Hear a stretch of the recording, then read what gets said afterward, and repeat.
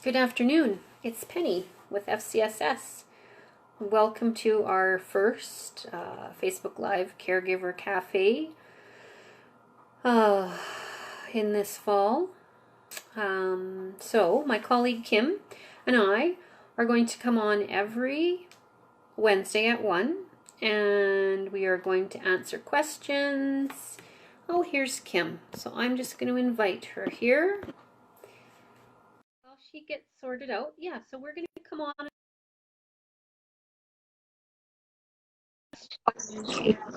Hi there, Kim. Hello. Excellent. Your sound is good. Can you hear me okay? Yeah. So I was just explaining how this is going to look to people. So today we're going to have just a little bit of an informal conversation. It's our first one. Can you still hear me and see me? Yes. Okay. I'm not seeing your eye up there, so I'm wondering if the internet connection is bad. What are you not seeing? Well, we'll just roll with it.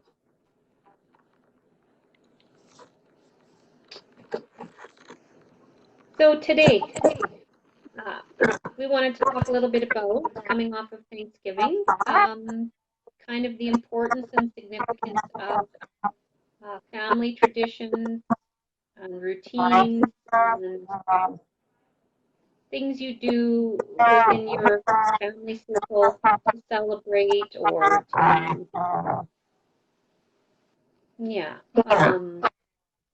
create a common culture or sense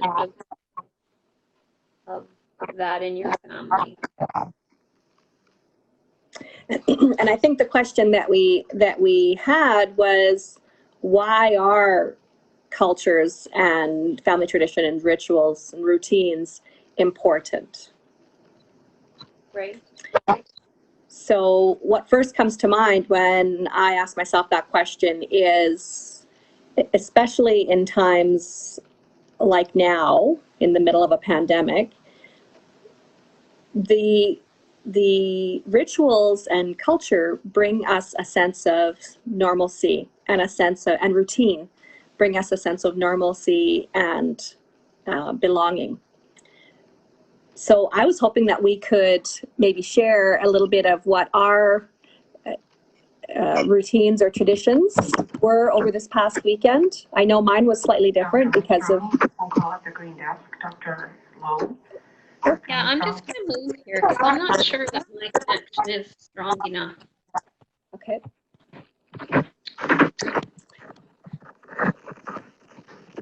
So I can share sort of my own family type tradition. We don't, for a long time now, Thanksgiving has kind of become our harvesting, cleanup kind of weekend, right? So we are like taking advantage of the nice weather, which it usually is, to rototill the garden and pick the last bit of, the food. And when that's all done, then we have a fire. And so it just kind of evolved to have hot dogs. Because kids are little, we're tired, we're busy, we're outside. Oh, why don't we just cook hot dogs over the fire? And that kind of just evolved into something we would do. And it was good for me because it was easy and everybody liked it and you can eat it outside. And so we kind of got away from turkey and into more that. And it was kind of just our little family unit as opposed to big family gatherings. So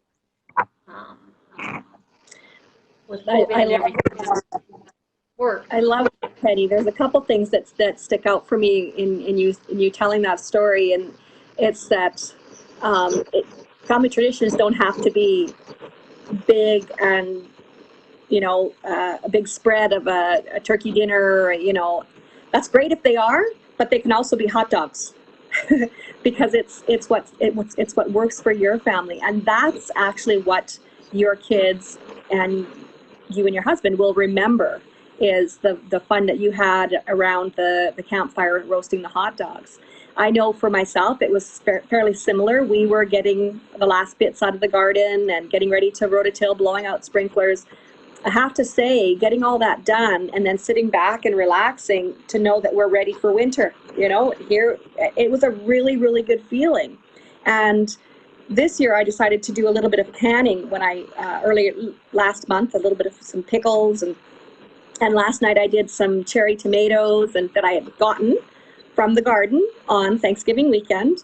And it was exhausting. It was tiring to get all that the fruits of our labor out of the garden, but it felt really good. And then there was no time for me to cook a big turkey and have that. But I wanted to still have our family tradition, which is turkey. It's not hot dogs, but I might consider the hot dog thing because it sounds like fun. But because of COVID, we couldn't get together as with extended family, so it was just Greg Taylor and I.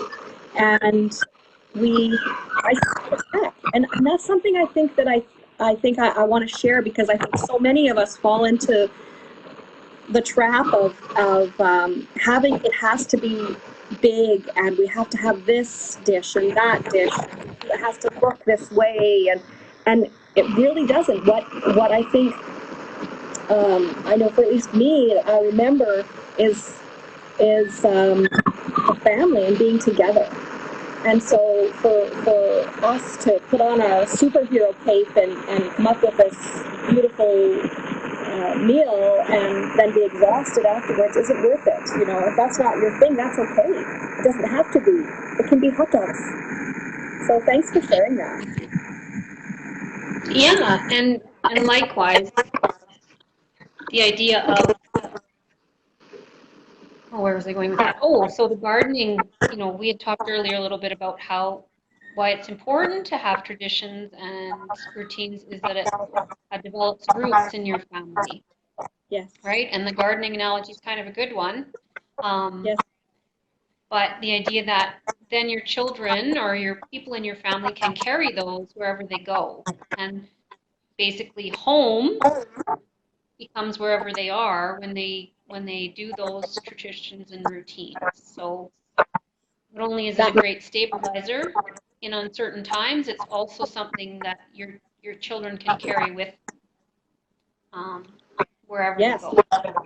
Our children can carry it with us, and it can also bring those that have left us back to us. So, for instance, my mom passed away in 1989. It's been many, many years, but I felt she was with us in that I used her Ukrainian dishes in the in the turkey or the chicken that I bought, the pre-roasted chicken that I bought from Co-op, and the box of stovetop stuffing, and but I had her, her there so it brings, though it connects us not only for our kids that are going off to school or not able to be there, but it also connects for those that wherever they are, it connects us. Yeah. And also another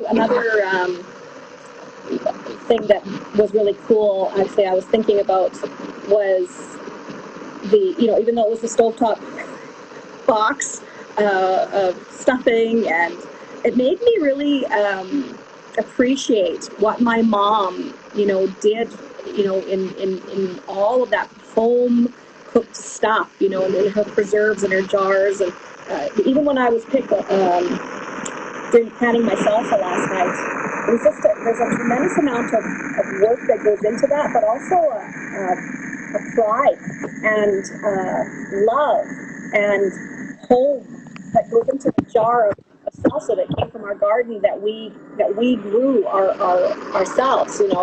I had the one thing that I had that was homemade for Thanksgiving was our jar of pickles that I pickled a few weeks back. And my husband's face just lit up when he saw them. Are these our pickles from our garden? My mom's recipe. And I even used her little measuring cup from 40 years ago. I saved it for when one day I would be canning and preserving. It just brings it all home. It brings them home. It brings us all together, and it gives us this strong sense of connection, which is, as you said earlier, stabilizing and helps to root us and ground So there it is right there, the importance of family traditions. That's it in a nutshell. It gives us a sense of who we belong to, who, what our, we belong in our family. It gives us that, like you say. Yeah, it's true. And I think another really important aspect to add to that is um, even if you're creating brand new ones, right? Maybe you don't have things to bring from the past, or maybe you want to create rituals that honor someone you've lost, or maybe you want to create your own brand new ones for your family. Maybe you want to do something tiny, like routines can work too in the same way. It doesn't have to be a tradition, but a good night um, sentence with one child that's unique to them. So love you to the moon and back every night for one child. Or there's all kinds of little ways. And those of you who listened to me last year will know that I beat this drum quite a bit, but small things with great love, right? Yeah. Tiny things. Doesn't have to be big or expensive. And your kids, even as they grow,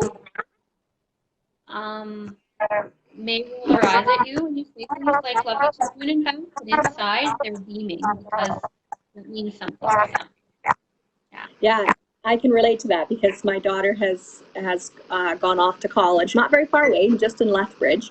But those are sentiments that she will say to me, now, and we'll say back and forth.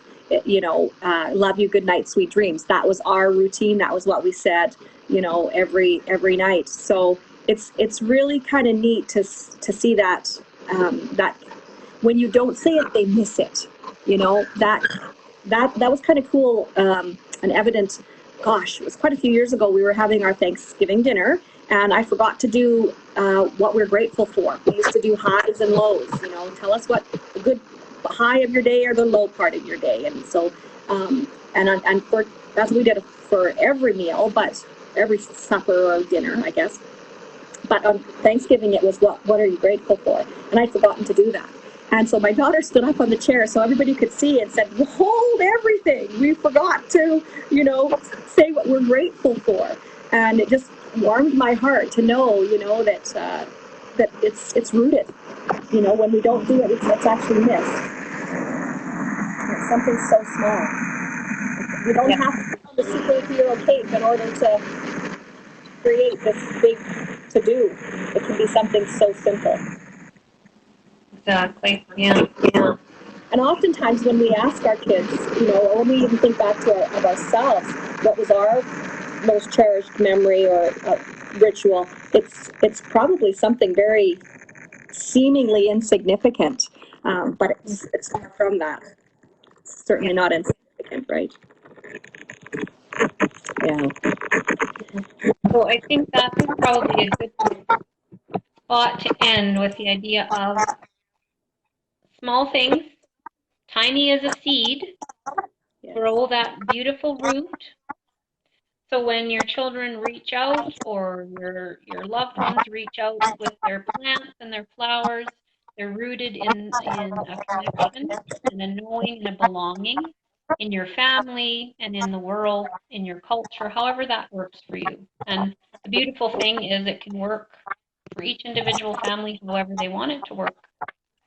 That's right. Yeah. Because it doesn't matter. It still gives us that sense of belonging, that sense of security, that sense of normalcy, which is something that we really need, especially right now. Yeah, I agree. All right. Well, thank you. And always, people, we hope to see you joining us live. Questions in the comments. If you have any questions or any topics you'd like us to talk about on our cafes, send them to penny.pittman@fcss.ca. If there's a way that FCSS can support you somehow, go to our website, www.fcss.ca, to find all of the contact information and the different things we can offer for free in the different communities we support. So have a great rest of your day. Stay warm, and we'll see you next Wednesday at 1. See you Bye, then. Kim. Bye-bye.